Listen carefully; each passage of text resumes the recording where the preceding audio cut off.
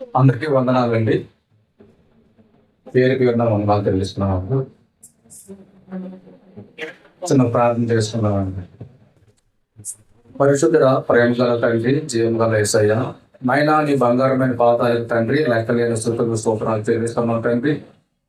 ఈ రోజు ప్రభువా తండ్రి, నువ్వు సిలువ మీద పలికిన 7 మాటలు తండ్రి ఎంతో విలువైనవి తండ్రి. నాయనా నీ మాటలు ఎన్నో జీవితాలు కట్టాయి ప్రభువా. దెయ్యాలైతే ప్రభా తండ్రి గనగన తండ్రి వణికి పారిపోయిన రోజులు ప్రభా తండ్రి.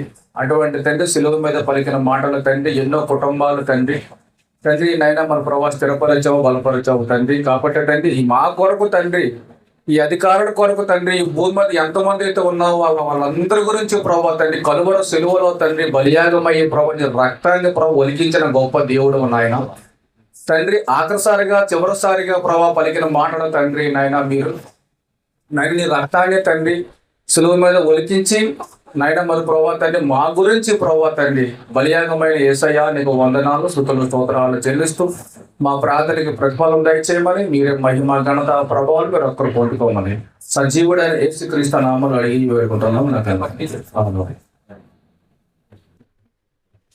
సిలువ మీద దేవుని సంగమా, దేవుని బిడ్డలారా, దేవుని ప్రజలారా, ఆయన చివరిసారిగా మాట్లాడిన మాటలండి. దేవుడు ఏం మాట్లాడాడంటే అండి, చూడండి, దేవుడికి లోకంలో ఉండే మనుషులకి చాలా తేడా ఉందండి. ఏంటి, లోకంలో ఉన్న మనుషులకి దేవుడికి చాలా డిఫరెన్స్ ఉందండి. చివరిసారిగా మాట్లాడిన మాటలండి. అదే లోకంలో ఉండే మనుషులైతే చివరిసారిగా ఏం మాట్లాడతారండి, కుటుంబంలో ఎవరైనా పెద్ద దిక్కుగాని చనిపోయినా సరే, మరణించినా సరే, ఆస్తిపాస్తులు ఎక్కడ దాచుకున్నాం ఏమండి, ఆస్తిపాస్తులు బయటకు పోతాయేమో అని, ఎవరో పట్టుకెళ్ళిపోతారేమో అని దొంగసాటిన దగ్గరికి పిలిచి చెవులో చెబుతాడండి. ఏంటి, చివరిసారిగా పలుకుతారండి లోకంలో ఉండే మనుషులండి. కానీ యేసయ్య అలా కాదండి. పబ్లిక్ గా ఏంటి సిలువ వేసినప్పుడు సిలువ మీద ఆయన మాట్లాడాడు, మంచి మాటలు మాట్లాడాడండి.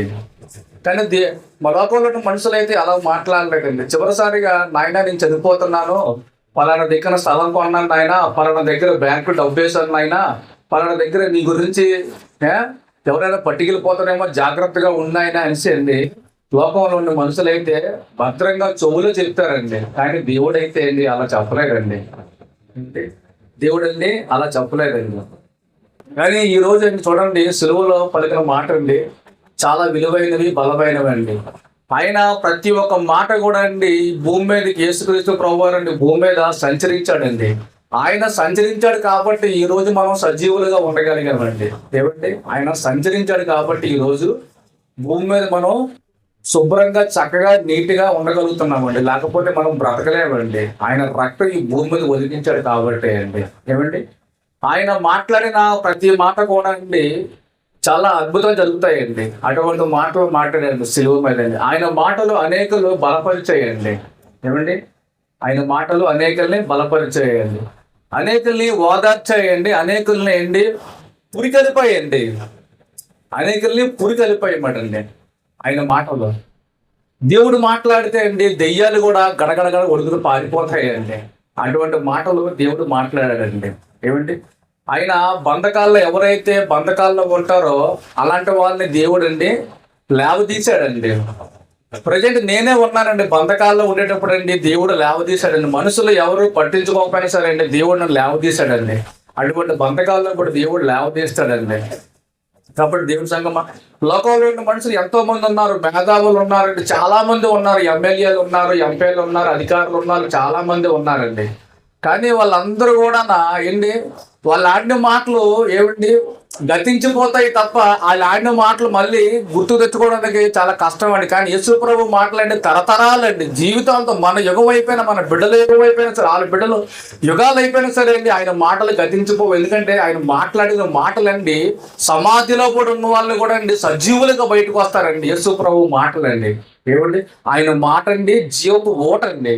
యేసు ప్రభు మాట అండి జీవపు ఓట అండి. అందుకండి లోకాసువార్త అండి, లోకాసువార్త 23:34 మాట్లాడుతున్న మాటలండి. తండ్రి వీరు ఏం చేయుచున్నారో వీరు ఎరుగురు, కనుక వీరిని క్షమించమని దేవుడు చెప్తున్నాడండి. యేసయ్య చూసారండి, దేవుడికి ప్రార్థన చేస్తున్నాడండి. ఏమండి, ఆయన సిలువలో ప్రార్థన చేస్తున్నాడండి.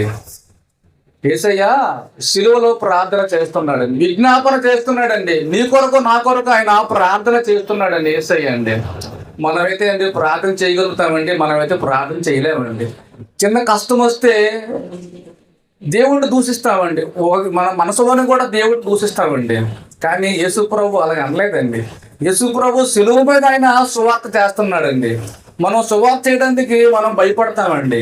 ఏమండి, మనం సువార్త చేయడానికి భయపడతాం, ఎవరు కొట్టేస్తారేమో తిడతారేమో అనేసండి. కానీ యేసు ప్రభు సిలువ మీద సువార్త చేస్తున్నాడండి. అది చాలా మంచి మాటలండి, విలువైన మాటలండి. ఏమండి, చిన్న కష్టం చాలు మనం త్రొట్టిల్లిపోతామండి, జారిపోతామండి, చర్చికి వెళ్ళామండి, చర్చిని వెనక పెట్టేస్తాం, దేవుడు సంఘాన్ని వెనక పెట్టేస్తాం, వాక్యాన్ని కూడా వెంబడించమండి. కానీ దేవుడు అండి సిలువ మీద విజ్ఞాపన చేస్తున్నాడు, ప్రార్థన చేస్తున్నాడు. ప్రార్థన చేయబట్టి ఈరోజు మన అందరం కూడా సజీవులుగా ఉండగలిగామండి.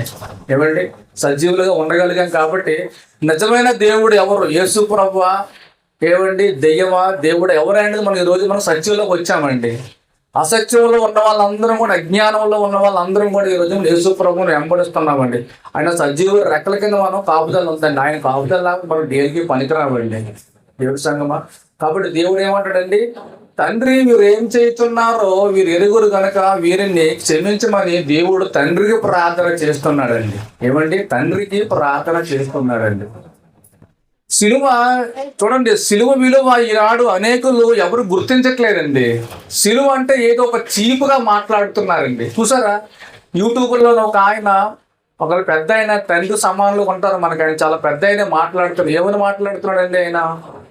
నేను చాలాసార్లు చూశానండి. ఆయనలో ఎక్కువ నేను చూస్తుంటానండి నేను. ఎందుకంటే ఆయనలో ఉన్న ప్రాణం కూడా యేసు ప్రభు పెట్టాడనేసి ఆయన గమనించట్లేదండి. ఆయన ఒక మానవుడిగా మాట్లాడుతున్నాడు తప్ప ఆయన హృదయంలో అసలు ఆయనకి చావు ఉందా లేకపోతే లేదా అన్నట్టుగా ఆయన మాట్లాడుతున్నాడు. ఆయన సొంత మాటలతో, సొంత బుద్ధితో, సొంత ఆలోచనతో మాట్లాడుతున్నాడు తప్ప నన్ను పుట్టించింది ఎవరు? నా తల్లిదండ్రులు అనుకుంటున్నాడు తప్ప నిజమైన దేవుడు ఉన్నాడు అతను మర్చిపోతున్నాడండి. ఆయన రాధా మనోహర్ గారు అనేసి ఒక ఆయన ఉన్నాడండి. ఆయన ఏమని మాట్లాడుతున్నాడండి? యేసు ప్రభువా, ఆయన ఒక దేవుడా, రెండు చెక్క ముక్కలు ఉన్నాయి, చెక్క ముక్కల మీద ఎలా పడుతున్నాడు, చేతికి రెండు మేకలు ఉన్నాయి, కాలుకి మేకలు ఉన్నాయి, మేకలే పీకలు ఆడే దేవుడు అని అన్నట్టుగా విమర్శిస్తున్నాడండి. ఏమండి, విమర్శిస్తున్నాడండి. కానీ జనాలు కూడా అండి వాళ్ళనే వెంబడిస్తున్నారు తప్ప దేవుణ్ణి వెంబడించట్లేదండి. ఏమండి, దేవుడిని అయితే అస్సలు వెంబడించట్లేదండి. ఎవరైనా ఒక చెడ్డ మాట పట్టుకుంటే ఆ చెడ్డ మాటని అనగా యూట్యూబ్లో ప్రతి ఒక్క దాంట్లో వైరల్ చేస్తుంటారండి. ఏమండి, బాగా వైరల్ చేస్తారండి. మంచి మాటనైతే వైరల్ ఎవరో చేయరండి. కానీ ఆయన ఏమైనా వైరల్ చేశాడండి? సిలువ విలువ ఈనాడు అనేకులు ఎవరు గుర్తించట్లేదండి. ఆయన కూడా గుర్తించట్లేదండి. సిలువ ఏంటంటే ఒక రెండు చెక్క ముక్కలే కదా, ఆడే పీక్కుంటాడు, ఆడి దేవుడా, ఆడి కాపాడుకోవడం, మనందరిని ఎలా కాపాడుతాడు అనేసి అనేక రకాలుగా దుర్భాషలతోనూ వ్యర్థంగా అనేక రకాలుగా మాట్లాడుతున్నాడు. సేవకుల మీద బురద కూడా జల్లుతున్నాడండి. పాస్టర్లు చూస్తే ఒక చులకనగా మాట్లాడుతున్నాడండి ఆయన అండి. ఏమండి, పాస్టర్ని చులకనగా మాట్లాడుతున్నాడండి. అది చాలా తప్పు అండి అది.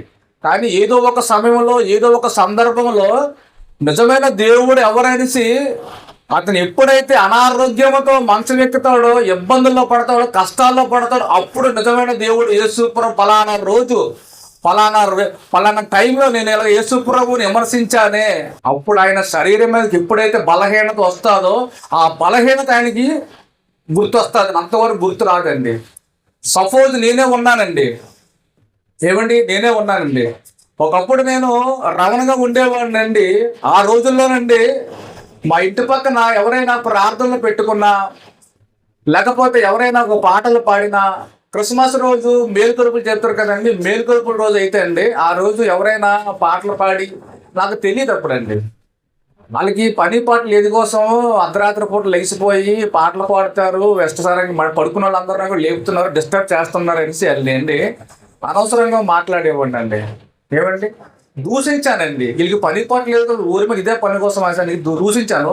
ఇప్పుడు నిజమైన యేసు ప్రభు ఎవరైనది, నిజమైన దేవుడు ఎవరైనది ఈరోజు తెలుసుకున్నాను కాబట్టి సిలువ విలువ ఈ రోజు అనేకులు గుర్తించట్లేదు. ఆ రోజు అనేకులుగా ఉండేవాడు, ఈ రోజు మాత్రం అండి సమయలుగా మారపడ్డానండి. హల్లెలూయా, హల్లెలూయా, హల్లెలూయా. చూసారండి, కాబట్టి ఏదో ఒక రోజున అదే రాధ మనోహర్ అండి దేవుడు చేతికి పట్టబడతాడు.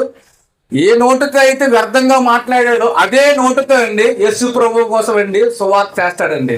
మన సంఘస్థులు అందరూ కూడా ఆయన కోసం ప్రార్థన చెయ్యాలండి. ఏమండి, మన సంఘస్థులు అందరూ కూడా ప్రార్థన చెయ్యాలి ఆయన కొరకు. మన గురించి మనం ప్రార్థన చేసుకోవడం గొప్పతనం కాదండి.